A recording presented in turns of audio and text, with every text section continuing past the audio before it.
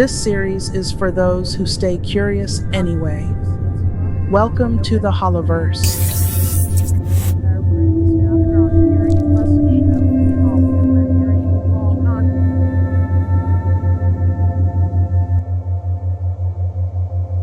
For most of human history, the relationship between technology and the human body has moved in one direction. The body adapts to the tool. You learn to type. You adjust your posture for the screen. You endure the weight of the device, the rigidity of the implant, the friction of the interface. The assumption beneath it all has been quiet but consistent, that the human being is the variable, that technology sets the terms, and the body finds a way to meet them. Something is shifting. Across laboratories and clinical trials, in research institutions from Denmark to China to the United States, a different question is being asked. What if the technology learned to meet the body instead? Not as science fiction, not as a distant promise, as something that's happening right now in documented trials, in peer-reviewed journals, in the lives of people who stopped expecting it. Welcome back to the Holoverse. Let's follow that question and ponder together. At the base of the Muxianyu Great Wall in Beijing, there is a small rental shop. What it offers isn't souvenirs or refreshments, it's mobility. The Go-Go Speed exoskeleton weighs 2.3 kilograms. It straps across the back and shoulders like a vest. It has 2 modes, flat ground and mountain, and 5 levels of adjustable assistance. For 100 yuan, a visitor can rent it for 3 hours.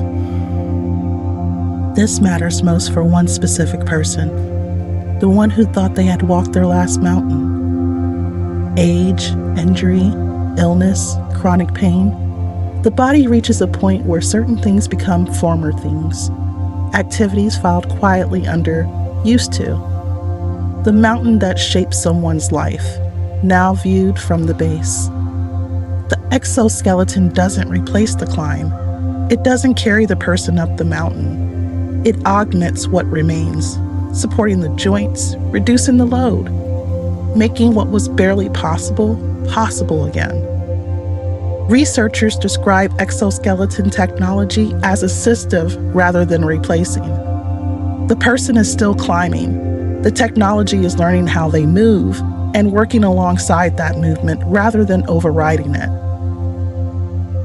The potential reaches beyond the Great Wall. Rehabilitation after stroke or surgery, mobility support for those with degenerative conditions, physical labor in environments that damage the body over time. But the image worth holding is simpler than any of that. Someone lacing up a vest at the base of a mountain they thought they said goodbye to, and beginning to climb. Consider what human skin actually does. It stretches, it flexes, it repairs itself after damage. It conducts electrical signals. It responds to temperature and pressure. It does all of this continuously, without instruction, without external power, without breaking down under the ordinary demands of being a body moving through the world. For decades, electronic devices implanted in or worn against the body have done none of these things. They were rigid where the body is flexible, inert where the body is responsive. When damaged, they stayed damaged. Where they met living tissue, the body often treated them as foreign, scarring around them, pushing back, degrading the signal over time. Researchers at the Technical University of Denmark have published a different approach. By combining graphene with a conductive polymer called PDOT-PSS, they created a flexible electronic material capable of stretching to 6 times its original length. When damaged, it repairs itself within seconds.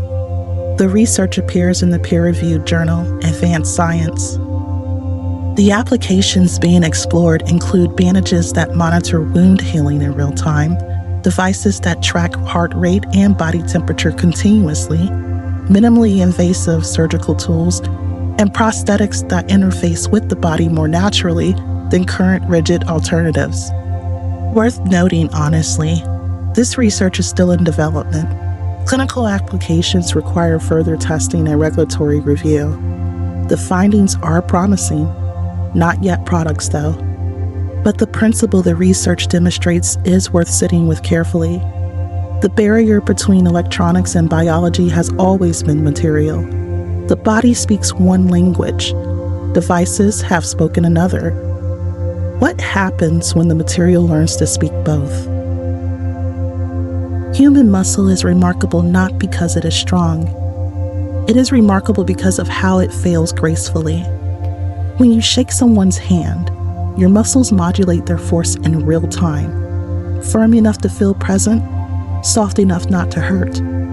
When you catch something fragile, the adjustment happens faster than conscious thought. Strength and compliance working together, distributed across thousands of fibers, each one responding to what the moment actually requires. Robotic actuators have historically done none of this well. They have been powerful or precise, but rarely both. They have been loud or dependent on external pumps and bulky hardware, and they have been rigid in ways that make them difficult and sometimes dangerous to use anywhere near a human body. Researchers at MIT Media Lab and Politecnico di Bari, working across the United States and Italy, have published a different design in the peer-reviewed journal Science Robotics. Electrofluidic fiber muscles, milliliter-scale actuators driven electronically, requiring no external pumps or hardware. In testing, the fibers lifted 4 kilograms, launched objects in 0.2 seconds, and bent a robotic arm through a full range of motion. But the measurement worth holding is a quieter one. The fibers remain compliant enough for a human handshake.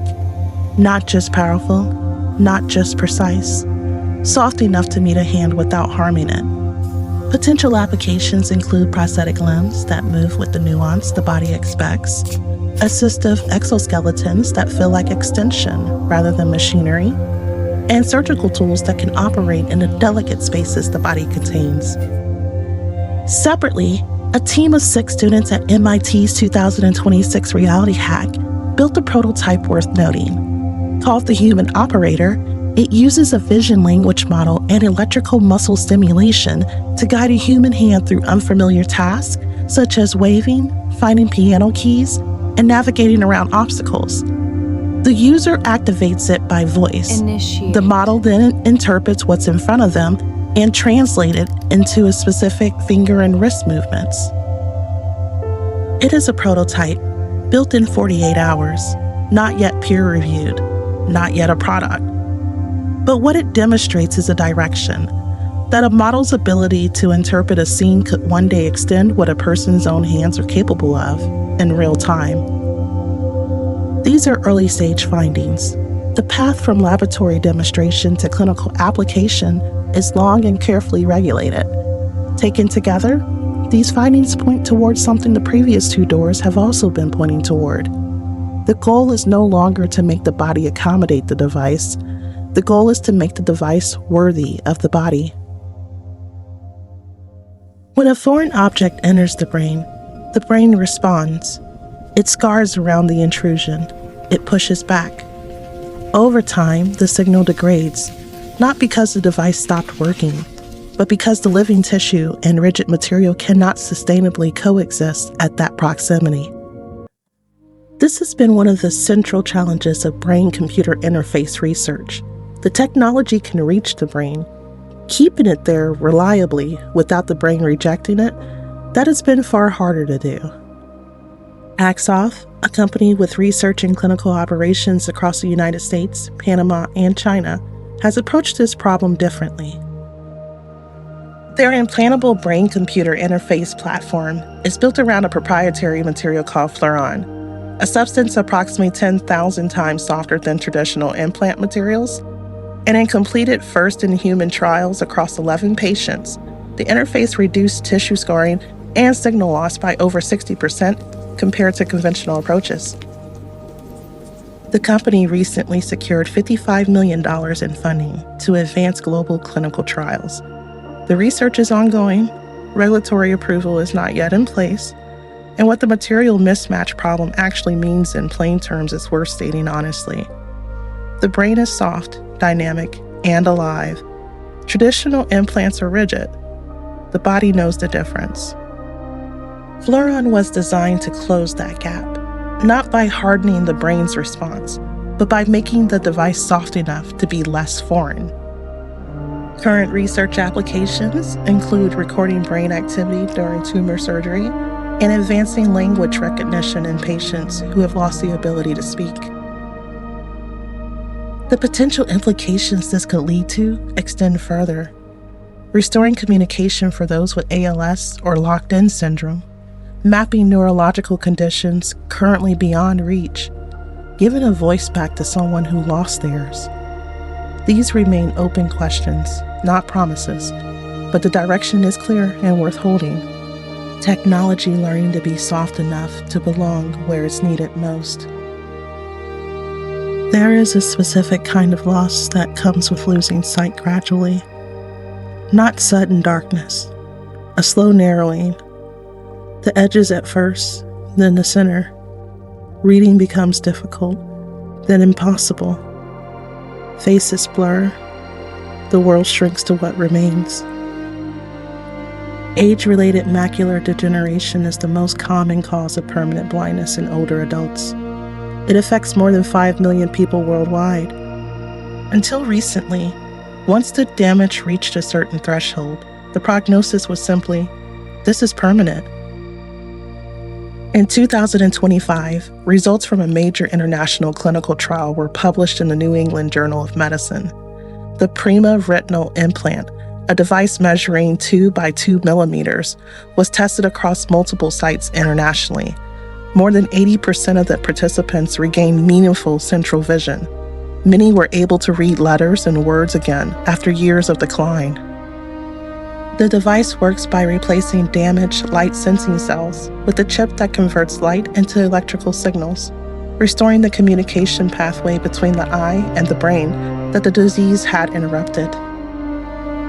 It does not restore perfect vision. It does not reverse all damage.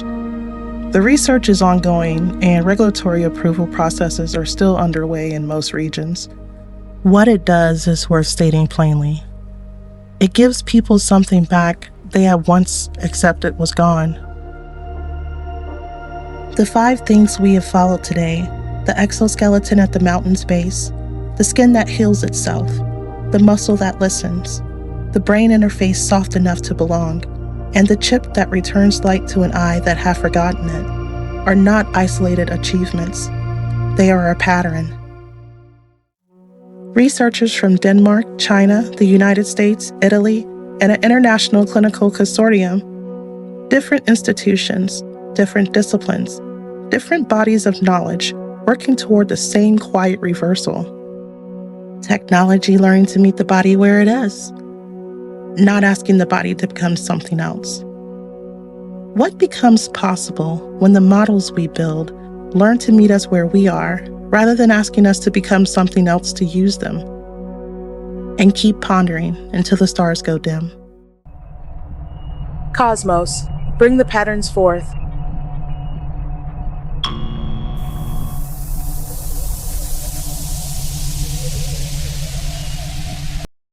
Biotechnology discoveries from the last 2 years. That's such a rich topic.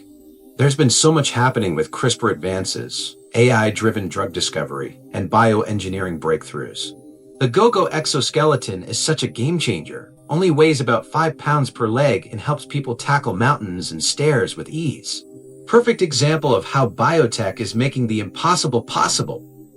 Whoa, that's incredible. So basically they've created electronic skin that can stretch 6 times its length and heal itself when damaged. That's like having technology that literally mimics biology. The biometric monitoring is huge. It can track heart rate, temperature, even muscle activity in real time. And for surgery, imagine having electronic skin that helps surgeons feel what they're touching while also monitoring the patient's vitals during the procedure. So these electrofluidic fiber muscles are basically self-contained artificial muscles that can lift 200 times their own weight and work completely silently without any external pumps or hardware. Perfect for prosthetics and wearable robotics. Whoa, that's absolutely wild. The human operator is absolutely fascinating. It's basically a gauntlet that uses electrical muscle stimulation to guide your hand movements, so the AI can literally teach you to play piano or do other tasks by moving your fingers for you. The vision model lets it actually see what you're doing and adapt the electrical stimulation in real time, while the regular model handles the precise muscle control patterns. So it's like having eyes and hands working together to guide your movements. Oh wow, that's a game changer. Axon's fluoride-based material is brilliant because it's flexible enough to move with the brain tissue instead of fighting against it, which means no scarring or rejection. That's been the holy grail for brain-computer interfaces. Oh, right, the Prima implant. That's absolutely revolutionary. It's the first device to actually restore form vision, not just light perception, for people with macular degeneration by using a tiny wireless chip that replaces damaged photoreceptors. The pattern I see is human-machine integration. Every single one of these breakthroughs is about merging biological systems with technology to enhance or restore human capabilities. Whether it's electronic skin that heals itself, fiber muscles that move robotics, or brain interfaces that bypass damaged tissue, they're all bridging the gap between biology and technology. Honestly, the fact that we're not just replacing what's broken, we're actually enhancing what makes us human. Like, these technologies aren't trying to turn people into machines. They're making machines work with our biology to help us be more ourselves.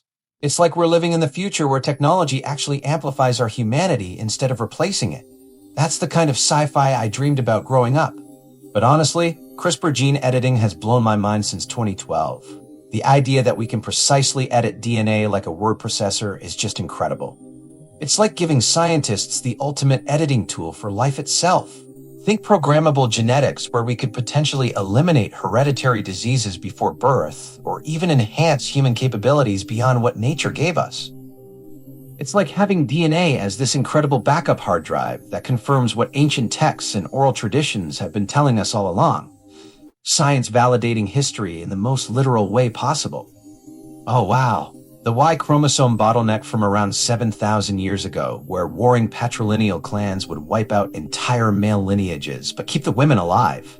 So it wasn't actually fewer men, just way less genetic diversity, because whole family lines got eliminated in warfare. Using DNA to read ancient history like that is mind-blowing. I love that we're just trading mind-blowing moments back and forth here. The fact that nature basically invented the ultimate computer billions of years ago, and we're just now figuring out how to use it, that's the kind of discovery that makes you wonder what else we're missing. Biorobotics is already happening where DNA becomes the actual computing hardware, like living machines that can self-repair, adapt, and evolve. We could see organisms that are part biological, part technological? That's called DNA computing. It's this wild field where scientists use DNA molecules as actual computing hardware instead of traditional electronics. Think of it like nature's own nanocomputers.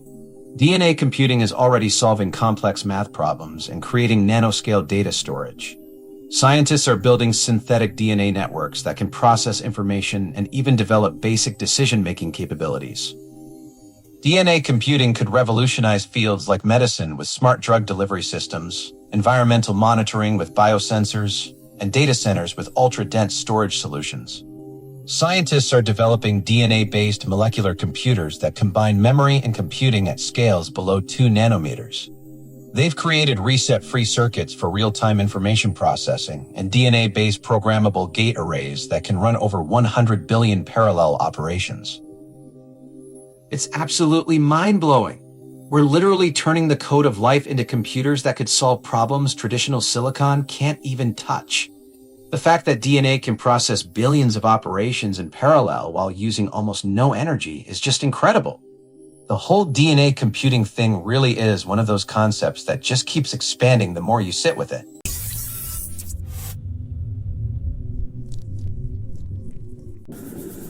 If this kind of exploration resonates with you, you're welcome to join me here by pressing like or subscribe.